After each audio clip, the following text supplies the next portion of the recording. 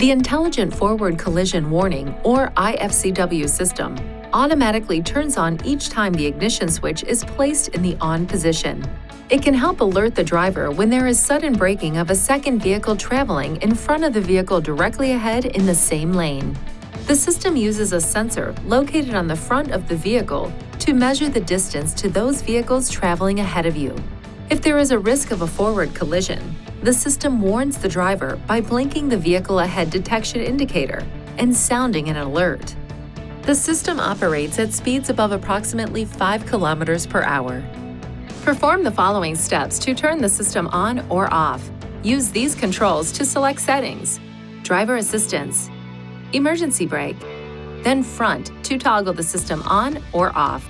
The I-FCW system is integrated into the automatic emergency braking or AEB system. When the AEB system setting is turned on or off, the I-FCW system is also turned on or off. There is not a separate selection for turning off the I-FCW system. To ensure proper function of the system, keep these areas clean and free of obstruction. If any of these areas are blocked, this indicator and/or this warning message may be displayed. When safely parked, clear any obstructions to resume normal system operation.